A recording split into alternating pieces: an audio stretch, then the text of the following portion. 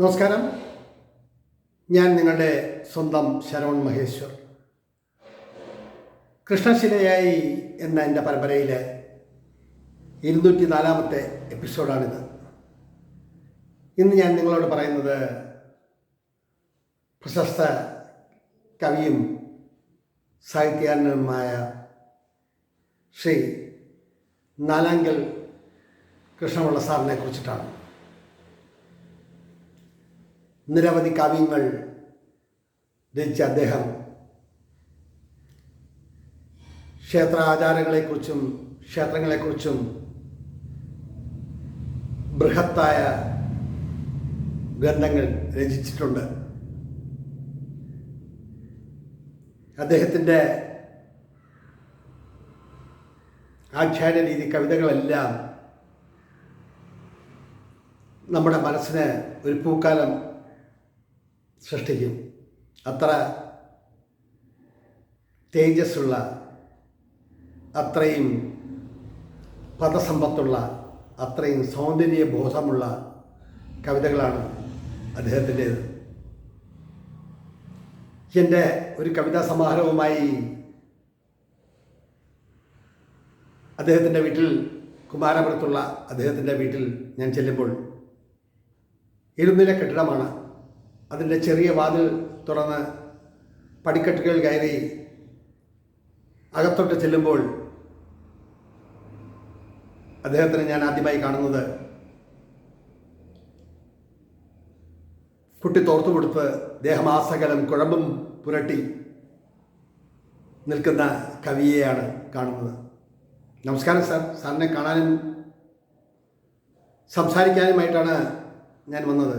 അതിനെന്താ, സംസാരിച്ചോളൂ. ഞാൻ പറയും, ഇവിടെ നിന്നാണോ? അല്ല, ഞാൻ കുഴമ്പൊക്കെ തേച്ച് ഒരു 1.5 മണിക്കൂർ കഴിഞ്ഞിട്ടേ കുളിക്കുള്ളൂ. അപ്പോൾ സാർ, ഞാനൊരു കാര്യം ചെയ്യാം, ഞാൻ പോയിട്ട് പിന്നീട് ഒരു അവസരത്തിൽ വരാം. അത് വേണ്ട, കാര്യം പറയൂ. അങ്ങനെ ഞാൻ പറഞ്ഞു, സാർ, ഞാനൊരു കവിതാ സമാഹാരം എഴുതിയിട്ടുണ്ട്, അതിനൊരു അവതാരിക എഴുതി തരണം. ഒന്ന് ചിരിച്ചു. എന്നിട്ട് ആപാദചൂടം എന്നെ ഒന്ന് നോക്കി. വളരെ ചെറുപ്പമാണല്ലോ, കവിതയൊക്കെ എഴുതി തുടങ്ങി. ആത്മീയമാണോ, ആധുനികമാണോ, അതോ മനസ്സിൽ തോന്നിയതൊക്കെയാണോ എഴുതാറ്? ഞാൻ ആ ഗോണിപ്പടിയിൽ എങ്ങനെ ചാരി നിന്നിട്ട്, സാർ, മനസ്സിൽ തോന്നിയൊക്കെ തന്നെയാണ് എഴുതാറ്. ഞാൻ പിന്നീട് ഒരു അവസരത്തിൽ വരാം സാർ. അല്ല, പറയൂ. ഞാൻ പറഞ്ഞു, സാർ, ഇവിടെ നിന്ന് പറയാൻ എനിക്ക് ബുദ്ധിമുട്ടുണ്ട്. ഒന്നുകിൽ എവിടെയെങ്കിലും ഇരിക്കണം, അല്ലെങ്കിൽ ഞാൻ ഈ ഗോവണിയിലിരിക്കാം, സാർ അവിടെ നിൽക്കുക. ഓ, അങ്ങനെയൊന്നും ഉണ്ടല്ലോ അല്ലേ. കയറി വരും. അങ്ങനെ കയറി അദ്ദേഹത്തിൻ്റെ വീടിൻ്റെ സിറ്റ് ഔട്ടിൽ ഇരുന്നു. അലക്ഷ്യമായി കിടക്കുന്ന കുറേയധികം പുസ്തകങ്ങൾ, കസേരയിലേക്കെല്ലാം കുറേയധികം കത്തുകൾ. അങ്ങനെ സിറ്റ് ഔട്ടിൽ നിന്നു. അപ്പോഴും ദേഹത്തെല്ലാം കുഴമ്പ് തേച്ച് പിടിപ്പിക്കുകയാണ്. കഴുത്തിൽ വലിയൊരു രുദ്രാക്ഷമാലയുമുണ്ട്. എങ്ങനെ എന്നെപ്പറ്റി അറിഞ്ഞു? ഞാൻ പറഞ്ഞു, സാർ, അതെന്ത് ചോദ്യമാണ്? സാർ അറിയപ്പെടുന്നൊരു കവിയല്ലേ. അപ്പോൾ ഒരുപാട് പേർ സാറിൻ്റെ പുസ്തകങ്ങളൊക്കെ വായിക്കും, ചിന്തിക്കും. സാറിനെ കാണുമെന്ന് ആഗ്രഹമുള്ളവർ ഇവിടെ വരും. അതല്ലേ അതിൻ്റെ ഒരു ശരി. ഒന്നുറക്കെ ചിരിച്ചു. മറ്റാരുമില്ല സാർ, സാർ മാത്രമേ ഉള്ളൂ. അല്ല, കുടുംബക്കാരുണ്ട്, അവരെല്ലാം പുറത്തു പോയിരിക്കുകയാണ്.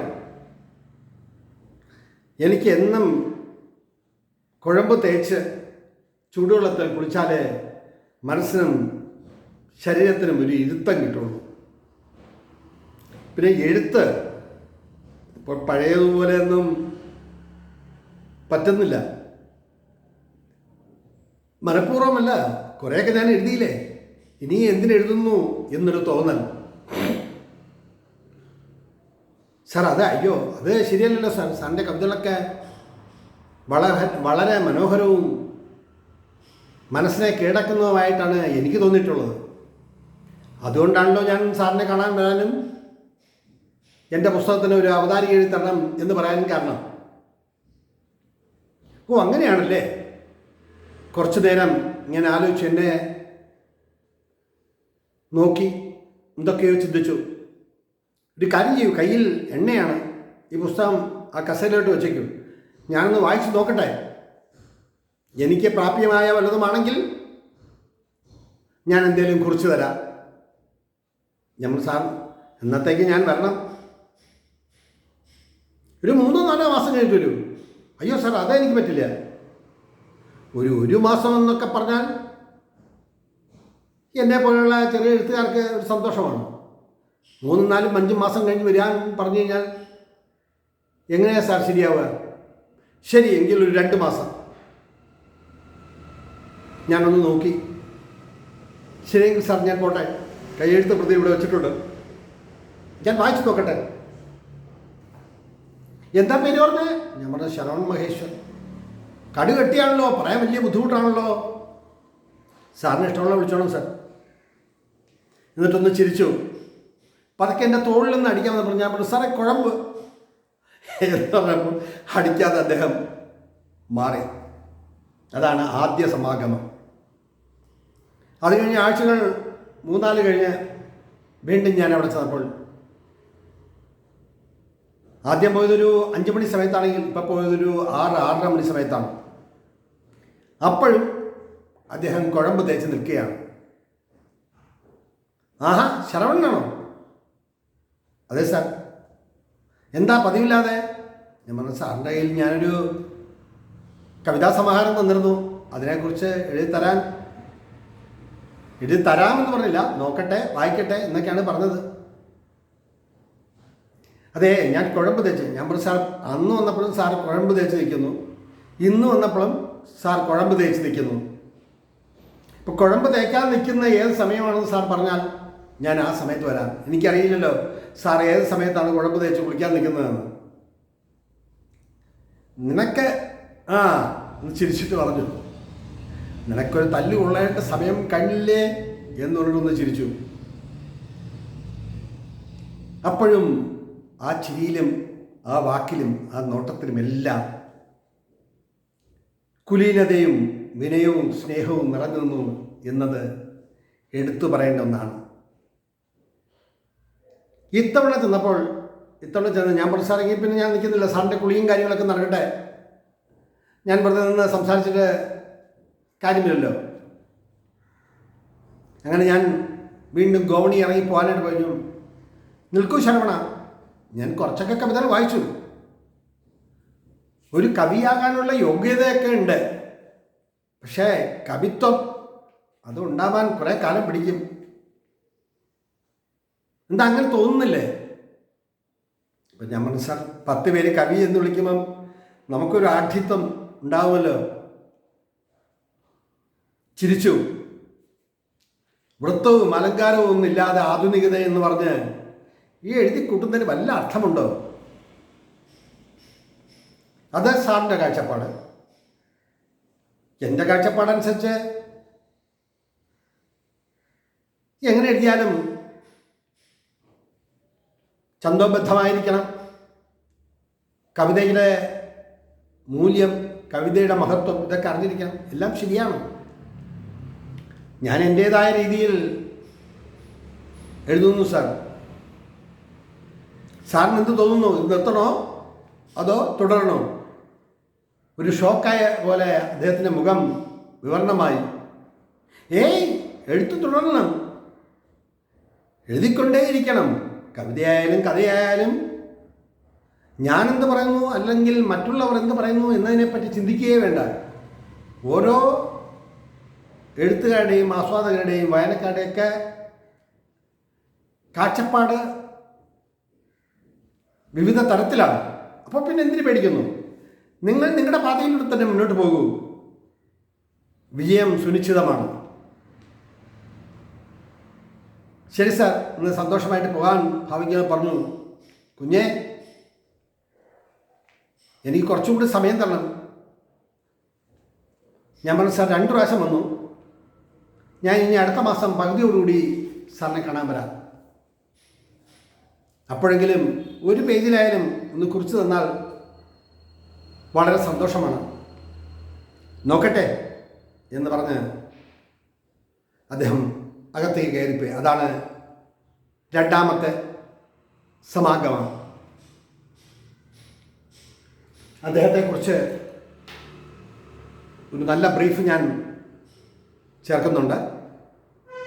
ഇതിൽ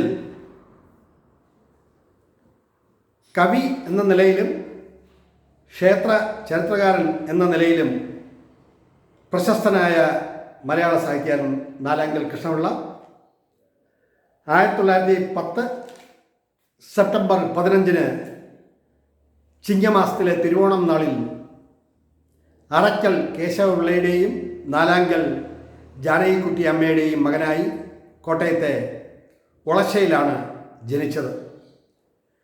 ഒളശ്ശയിലും കോട്ടയത്തുമായി സ്കൂൾ വിദ്യാഭ്യാസം. Thiruvananthapuram arts college, training college എന്നിവിടങ്ങളിൽ നിന്നും സ്വർണ്ണ മെഡലോടെ MA, LT ബിരുദങ്ങൾ നേടിയ ശേഷം അധ്യാപകനായി ജോലിയിൽ കയറി. റീജിയണൽ ഡെപ്യൂട്ടി ഡയറക്ടറായാണ് ജോലിയിൽ നിന്നും വിരമിച്ചത്. ഇദ്ദേഹത്തിൻ്റെ പ്രധാന കൃതികൾ കൃഷ്ണതുളസി, ഡിസംബറിലെ മഞ്ഞുതുള്ളികൾ, രാഗതരംഗം, ശോകമുദ്ര, വസന്തകാന്തി, രത്നകങ്കണം, അങ്ങനെ നിരവധി കൃതികൾ. എനിക്ക് ഏറ്റവും ഇഷ്ടപ്പെട്ട കൃതി രാഗതരംഗമാണ്. അതിലെ പ്രതിപാദന ശൈലി വളരെ മഹത്വമുള്ളതാണെന്ന് എനിക്ക് തോന്നുന്നു.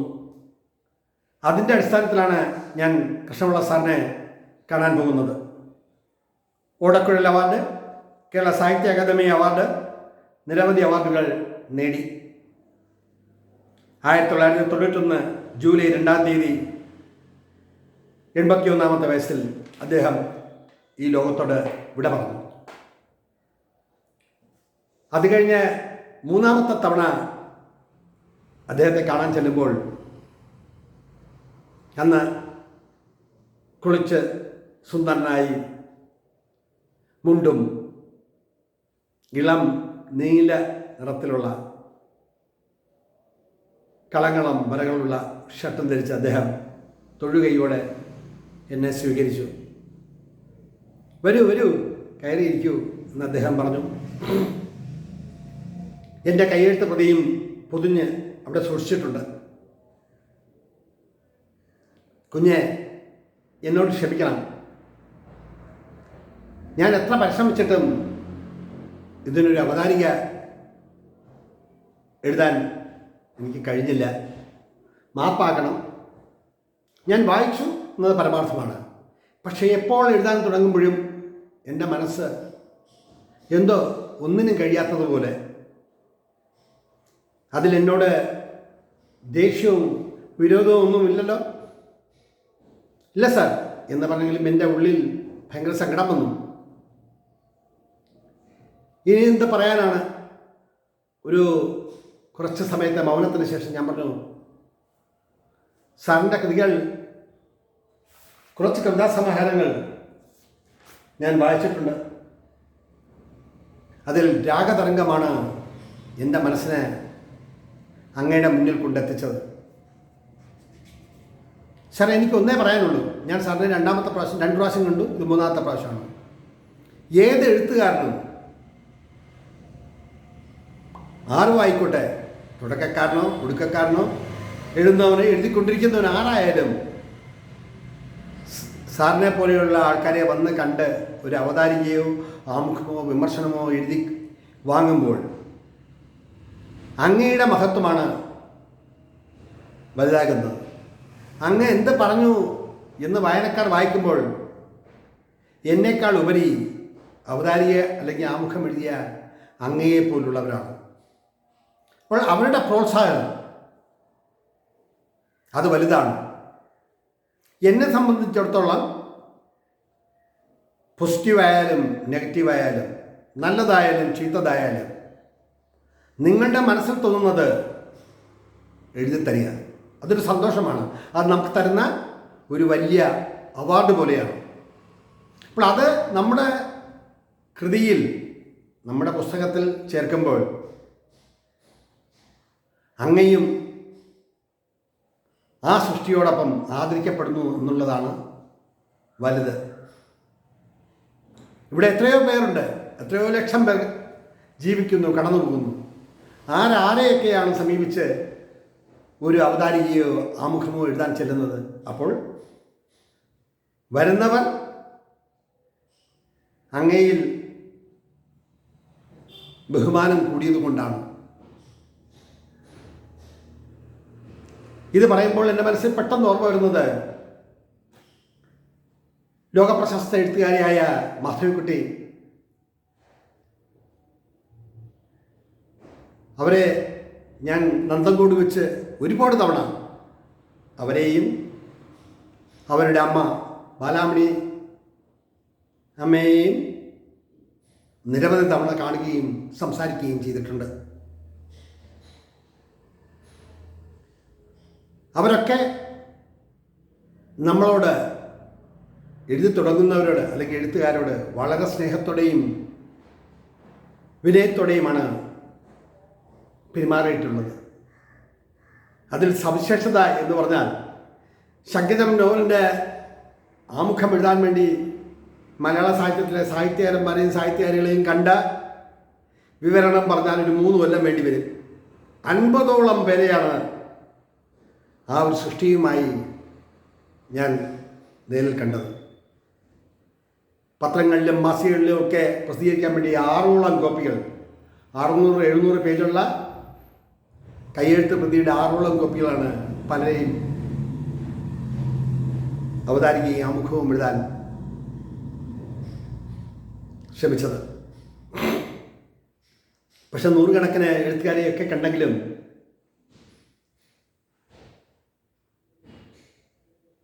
മാധവിക്കുട്ടിയുടെ അവർ എഴുതിയ ഒരു കത്ത് ഇന്നും ഞാൻ ഒരു നിധി പോലെ സൂക്ഷിക്കുന്നു.